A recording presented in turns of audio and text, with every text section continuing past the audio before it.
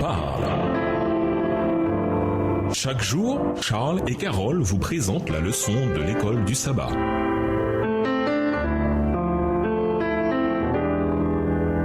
Bienvenue dans votre émission Dieu nous parle. Nous voilà à la leçon de vendredi. Pour aller plus loin, trop souvent, les parents n'arrivent pas à s'entendre sur la conduite de la famille. Le père qui est rarement avec ses enfants et ignore leurs traits de caractère particuliers et leur tempérament est dur et sévère. Il ne sait pas se contrôler et administre les corrections sous le coup de la colère. L'enfant sait cela et plutôt que de se soumettre, il se révolte contre la punition. Parfois, la mère ferme les yeux sur des fautes qu'en d'autres circonstances, elle punira sévèrement. Les enfants ne savent jamais à quoi s'en tenir et sont tentés de calculer jusqu'où ils peuvent aller sans être punis. C'est ainsi que l'on répand des semences néfastes qui germeront et porteront du fruit. Texte tiré du livre Le Foyer chrétien au chapitre 53 à la page 302, livre écrit par Ellen G. White. Le foyer doit être le centre de l'affection, la plus pure et la plus élevée. La paix, l'harmonie, l'affection et le bonheur doivent être recherchés jour après jour jusqu'à ce qu'ils s'insèrent dans le cœur de tous ceux qui composent la famille. La plante de l'amour doit être soigneusement nourrie, sinon elle mourra. Tout bon principe doit être cultivé si nous voulons qu'il se développe dans l'âme. Les choses que Satan sème dans le cœur, envie, jalousie, suspicion, médisance, impatience, préjugés, égoïsme, convoitise, vanité, doivent être déracinées. Si la présence de ces défauts est tolérée dans l'âme, ils porteront des fruits qui contamineront bien des personnes. Combien cultivent les plantes vénéneuses qui détruisent les précieux fruits de l'amour et souillent l'âme. Extrait du livre Le Foyer chrétien, chapitre 31, pages 186 et 187, livre écrit par Ellen G. White. À méditer.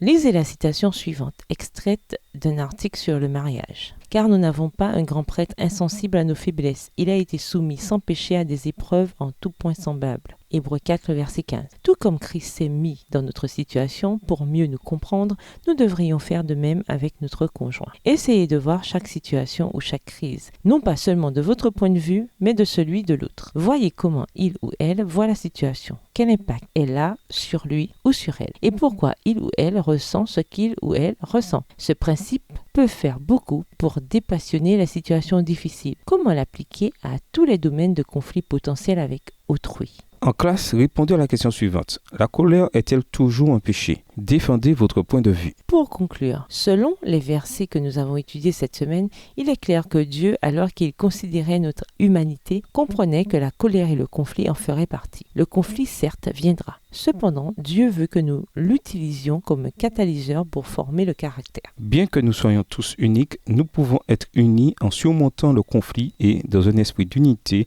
nous traiter mutuellement avec bonté. Au revoir. Et à demain si Dieu veut.